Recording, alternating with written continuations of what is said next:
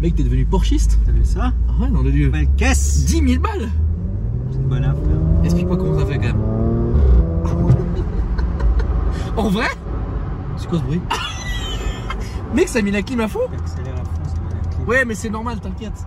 Putain, mec, c'est quoi ce C'est quoi truc? ce bruit? Je sais pas, c'est quoi ce bruit?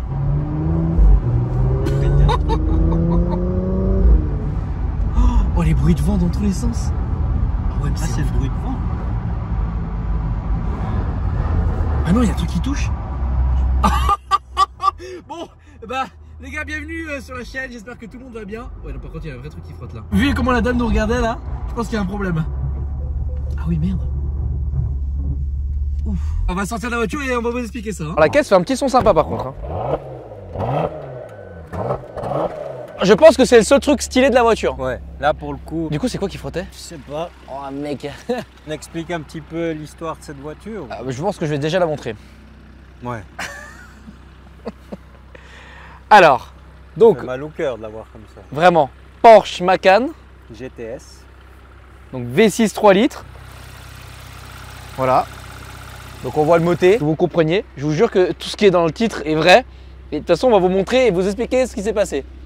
Alors, ce qui est quand même exceptionnel, c'est qu'en Suisse, je vous trouve quand même des pépites de ouf. Alors, je vous rappelle la vidéo de la A7 qui était un hasard total. Mais ça, c'est la même chose, mais pire en fait. C'est ça. Vraiment pire. On va vous expliquer l'histoire d'ici quelques secondes. Comment un Macan GTS peut être à 10 000 balles? Comment il y a une arnaque de 70 000, 70 000 balles? Client à moi, il a acheté, il a récupéré le véhicule chez l'ancien propriétaire, s'est installé dans le véhicule, il a réglé son siège, il s'est rendu compte que le siège ne montait que d'un côté. Côté gauche qui montait, pas le droite. Donc au final, t'étais comme ça. C'est chiant quand même. C'était un peu chiant. Ouais, c'est chiant. Donc il me contacte et il me dit oui, j'ai acheté une nouvelle voiture, il y a un souci avec le siège, vous pouvez jeter un œil. Bien sûr, ramenez-nous la voiture, on démonte le siège. Et on se rend compte que c'est la structure du siège qui est cassée. Là, tu te dis, c'est quand même bizarre d'arriver à casser un siège. Donc, il s'est passé quelque chose. Comment tu peux casser un siège? Juste à titre informatif quand même. Si tu fais 300 kilos, tu te lances dans le siège, peut-être qu'il y a moyen de le péter. Comme ça, Voilà. genre. J'arrivais pas à comprendre comment ils avaient réussi à casser la structure du siège. On se pose pas plus de questions que ça. On commande la structure chez Porsche, on lui réinstalle le siège, ça fonctionne parfaitement. Et le client il me dit, bah écoute Claudio, vu qu'elle est chez toi, profite, t'enlèves le covering, parce que lui il l'a acheté avec un covering rouge, comme on voit sur certains petits éléments, on n'a pas tout retiré. Il avait dans l'idée de l'acheter et d'enlever le covering parce que lui voulait la couleur originale. Qui était censé être? Qui était censé être gris anthracite. Ouais, voilà, c'est plus ou moins. C'est ça. À quelques détails près, c'est ça quoi. Voilà. Voilà. Et il me dit, bah Claudio, vu qu'elle est chez toi, profite, tu m'enlèves tout le covering, comme ça je le récupère et j'ai rien à faire dessus. Moi je commence à enlever le covering sur l'aile arrière droite, je commence ici à arracher le covering, je vois qu'il y a la peinture qui vient avec, je me dis ah merde là c'est chiant. J'appelle le client, je lui explique, il me dit écoute enlève tout, on regarde quoi. Et on enlève tout le covering et voilà ce qu'on a trouvé dessous. Il était entièrement poncé, et ils avaient mis le covering pour cacher la merde quoi. Deuxième étape, après le client, petit message à Bibi. Ouais, Alex, tu peux vérifier le VIN de cette voiture sur Car Vertical? Bah oui, parce que Alex, ambassadeur emblématique de Car Vertical. Le lien est dans la description. Avec- D'ailleurs, cette vidéo est sponsorisée par Car Vertical. On te demande de passer la voiture sur Car Vertical avec le numéro de La voiture au fichier. fichier. Notre grande surprise, bah, on découvre ce que les gens Ah bah vont là. voir à l'écran. Là où vous n'êtes pas prêt. Ce que vous allez voir, c'est la réalité quoi. En gros, la voiture a fait des tonneaux quoi. La voiture Elle a été explosée. explose Mais c'est vraiment le cas de le dire. Explosée, vendue aux enchères 10 000 balles. en Suisse. Ouais. Et qu'est-ce qui s'est passé après? Alors évidemment, il n'y a pas tout l'historique. Il y a une partie légale, on va dire, normale. Après, ce qui s'est passé dans des pays de l'Est, comme ça a été le cas là, ça par contre, évidemment, c'est pas sur Car Vertical. Donc c'est aussi à vous, quand vous achetez une voiture, de bien faire attention et de bien vérifier les points. Nous, ce qu'on suppose dans le stade de la supposition, c'est que le véhicule a été acheté en Suisse. Oui. C'est un véhicule suisse, accidenté en Suisse. Il a été vendu aux enchères en Suisse, envoyé dans les pays de l'Est, réparé plus ou moins bien, même pour être tout à fait honnête, pas bien du tout, parce qu'il y a tous les renforts du toit qui sont encore pliés. Et là, on peut pas le voir là. Là, on peut pas le voir parce que c'est sous le ciel. Le client nous a demandé, parce que le client là s'est retourné contre le vendeur, et il nous a demandé de faire une expertise via des experts indépendants. Oui. L'expert indépendant est venu et il y a encore tous les renforts du toit qui sont pliés. L'aile arrière a été changée. Mais les gars, regardez ce massacre. Le coffre marche quand même. Ouais, plus ou moins. Ce qui est exceptionnel. Hein. Ouais, plus ou moins. L'aile Ah arrière ouais. a été changée et on voit ici en fait le joint. Bah, depuis le temps, il est toujours pas sec en fait. Donc tout a été fait à moindre coût. Tout le train arrière c'est un train arrière de Audi Q5. Parce qu'il y a encore, vous savez, dans les démolitions, ils notent Audi Q5 à l'indélébile. Ce que moi je suppose, c'est que l'aile arrière a été remplacée. Les 4 portes ont été remplacées, ça c'est une certitude. Le train arrière a été remplacé. À l'avant gauche, ça a été remplacé. Ils l'ont remis plus ou moins en forme pour qu'il ressemble à un Macan. Avec un covering. Ils ont mis un covering dessus. Et puis ils l'ont ramené en Suisse et ils l'ont vendu. Comment tu sais que le véhicule est parti dans les pays de l'Est? Vu ce qui est noté sur les pièces de démolition dessous, on suppose les pièces, en tout cas les pièces viennent des pays de l'Est. Après, est-ce qu'elle a été réparée là-bas? Je suppose que oui, parce que pour des raisons de coût de main d'œuvre, souvent les gens malhonnêtes qui échafaudent ce genre de plan, bah, ils veulent gagner le plus d'argent possible. Donc ils les envoient dans des pays où la main d'œuvre est moins chère. Mais ça pourrait être très bien, j'en sais rien, en Afrique. Mais pour des raisons de proximité, machin, je suppose que c'est dans les pays de l'Est. La moralité de l'histoire, là, c'est faites attention quand vous achetez une voiture avec un covering. Déjà, ça pue quand même. Hein. Ouais, soit vous l'avez posé vous savez ce qu'il y a dessous, mais n'achetez jamais un véhicule avec un covering parce que, vous imaginez, vous achetez un véhicule, peu importe le prix, hein, puis vous enlevez le covering, vous vous retrouvez avec ça dessous, vous êtes quand même dégoûté parce que la remise en état du véhicule dans son état actuel, il y en a pour 80 000. En Suisse. En Suisse, de main d'œuvre avec toutes les pièces qu'il y a à remplacer. Parce que forcément, bah, tu as fait le devis chez toi, vu que tu as un garage. Hein, exactement, voilà. On a la carrosserie, et on a fait le devis et il y en a pour 80 000 pour le réparer. Et d'ailleurs, en parlant de 80 000, c'est le prix que ton client a acheté le véhicule. Aïe, pas loin de ça, ouais. Donc en gros, les bénéf, pas 70 000, mais voilà. Donc après, bah, il y a quand même la remise en état, quoi. Il y a un gros bénéf derrière pour celui qui a acheté la voiture, réparé ailleurs, etc., etc. Cette vidéo, qui encore une fois est sponsor par Car Vertical, alors c'est pas la première voiture où on a un historique de ce type là. La A7 étant un très bon exemple d'ailleurs. Je rappelle juste que la vidéo de la A7 effectivement sur le rapport au niveau de la motorisation c'était marqué que c'était un TDI alors que c'est une essence ou l'inverse. Effectivement c'est des petites erreurs qui peuvent arriver mais c'est vraiment le même VIN. De toute façon là vous avez vu le VIN, hein. Je veux dire je vais pas, voilà, je fausse rien du tout, il est là, voilà d'ailleurs encore une fois, le VIN de la voiture. Soit le VIN de la voiture, soit les plaques. En France, la plaque d'immatriculation, vous le mettez sur Car Vertical et ensuite voilà, vous avez le code promo qui est intégré au lien dans la description, c'est-à-dire moins 20%. Vous pouvez l'utiliser à l'infini, 80 000 balles. J'ai envie de te dire, franchement, ça vaut vraiment le coup quoi. Ça vaut le coup de le faire. Alors, ça, là, malheureusement, on l'a fait après coup. Je pense que tout le monde devrait, avant d'acheter un véhicule d'occasion, passer sa voiture. Là, on a le cas concret.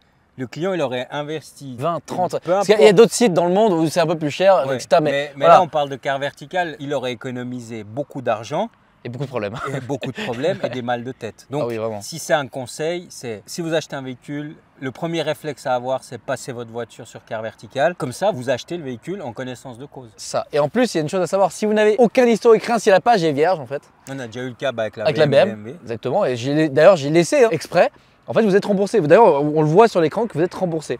Voilà. Mais encore une fois, vous avez le rapport qui s'affiche à l'écran avec toutes les données, les photos. Mais regardez bien, mais c'est quand même terrible. Le truc derrière, quand même, est fou, quoi. Mais quand même, cette histoire, elle est... C'est fou. En Suisse, en Europe, en France, ça doit pas être le seul cas. Bah, c'est ça qui est terrible, en fait. Donc voilà. Si le vendeur, il a rien à cacher, il te donne le numéro de châssis de la voiture, tu contrôles. Ouais. Et déjà, si le vendeur vous donne pas de numéro de châssis, voilà. Déjà c'est chelou. Tu vois, c'est comme une fille, je sais pas, elle t'appelle pas alors que tu es en couple. Par exemple. Par exemple, bah, c'est vachement bizarre, tu vois. Ouais. Non, alors voilà, il y a quand même des choses à contrôler. Et surtout, le covering, évitez. Si c'est pas vous qui l'avez posé, n'achetez pas un véhicule d'occasion avec covering. Ou sinon, bah, vous pouvez vous retrouver avec des mauvaises surprises. Bah, une très mauvaise surprise. Bon, d'ailleurs, moi, viens, on retourne faire un tour. Parce que déjà, ce qui s'est passé quand on roulait, je sais pas ce qui s'est passé. Hein. Mais c'était très intéressant. Et puis attends, quand tu allumes la voiture, les 1 milliard de voyants que tu as. Ah bah ça, c'est normal. Attends, ça c'est génial. Déjà, quand même que le coffre fonctionne encore, c'est un miracle. Hein. Oui, il faut le forcer un peu. Ah, faut le forcer un peu. Comme la voiture, elle est un peu comme ça. Voilà. Ah oui, d'accord, oui, ça fait un bruit. Le phare, il a pété à force de frotter contre le phare, ça a cassé. Voilà, la voiture, il faut l'imaginer, elle est un peu en banane, comme ça. D'accord.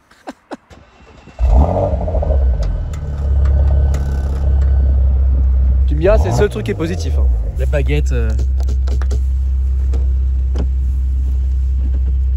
Très beau Macan GTS à vendre. S'il avait été en parfait état, c'est un beau véhicule. C'est un beau véhicule, oui, oui, ah oui. Avec le GPS, il marche même plus là. Donc, vas-y, c'est quoi les voyants que t'as là? Il y a airbag, pression pneu. Je comprends pas, le client quand il a acheté la voiture, il n'y avait pas tout ça? Si, il y avait le témoin. Ah. Mais il y a quoi qui frotte en dessous? C'est insolent. Je sais pas ce qu'il faut. Je sais pas si vous entendez, mais le chasse-neige. Oui, aujourd'hui c'était le carnaval. Bon, donc là, le GPS marche plus. Il y a des voyants dans tous les sens. Merde. Bah oui, ça marche un peu quand même. Hein. Ah, ça fait un petit son sympa quand même. Hein. Capteur de pression. Vas-y, le taureau, ça dit quoi? Non, il sauve pas. Ah, il sauve pas? Et qu'est-ce qui marche en fait dans cette voiture? Pas grand chose. Bah le problème non, c'est... Cette devinette, qu'est-ce qui marche et qu'est-ce qui marche pas? Les lumières. Oh, incroyable. Ça marche.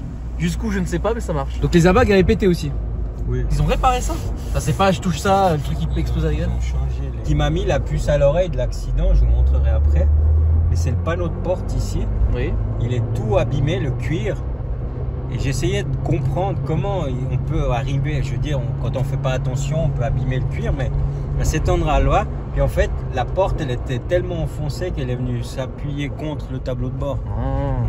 Et en fait, c'est le tableau. La tête du mec. Oh, la tête du gars, il était choqué, il savait plus quoi dire.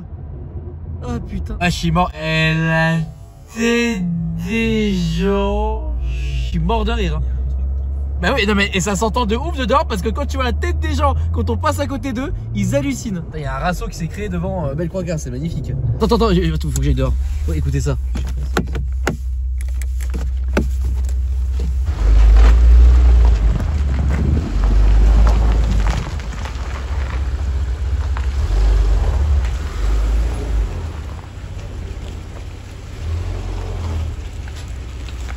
Et ben, tire la gueule. Hein.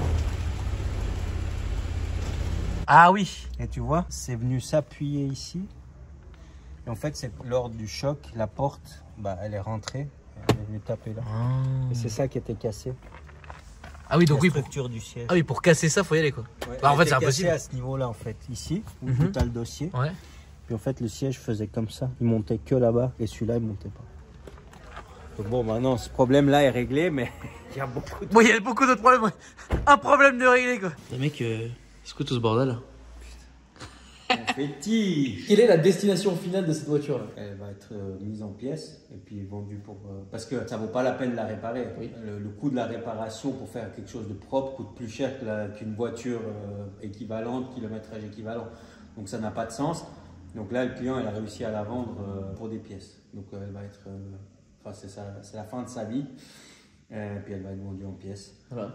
Donc, moralité de l'histoire, dans la mesure du possible, achetez vos véhicules chez des professionnels. Comme ça, vous pouvez vous retourner contre quelqu'un. Ouais, juridiquement, c'est mieux. Voilà, juridiquement, si vous devez vous retourner, vous savez que derrière, il y a quand même des finances. Donc, probablement, il va... Et puis, juridiquement parlant, c'est quand même mieux. Enfin, c'est bizarre de dire ce mot comme ça, mais d'attaquer un professionnel, c'est toujours plus facile qu'un privé.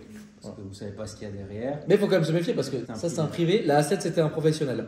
D'ailleurs, pour vous donner un peu des nouvelles, le réseau a été démonté, c'est la A7. Hein. Okay. Voilà, le garage a été fermé, il y avait une grosse procédure de police derrière. Enfin voilà, c'est faux. Donc voilà, faites attention quand vous achetez une voiture d'occasion, si possible chez un professionnel, comme ça, bah, ça vous protège. Si vous l'achetez à un privé, le passage de contrôle sur un quart vertical est d'autant plus important. En termes de société, d'importation de voiture, on a Compagnie Internationale Export. On utilise aussi quart vertical.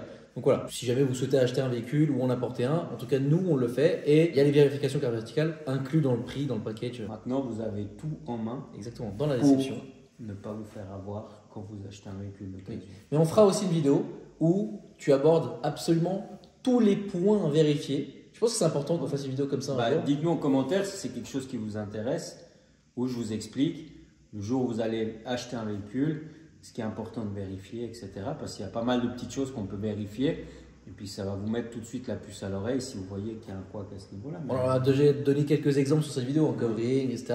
Enfin, il y a des traces, des choses qui mentent pas du tout. Quoi. Exactement. Ouais. Il y a des choses qu'on ne peut pas cacher. Clairement. En tout cas, j'espère que vous avez kiffé ce petit contenu avec ce Macan fou. Moi, je le roule. Même avec les pare-chocs qui tombent, la couleur comme ça, t'imagines le fou. N'hésitez pas à liker la vidéo si elle vous a plu, à vous abonner pour être au courant des prochaines vidéos, que ce soit ici ou dans le monde entier avec Claudios, si vous aimez bien les vidéos avec Claudios. Et puis moi, je vous dis à la prochaine pour de nouvelles aventures. Salut.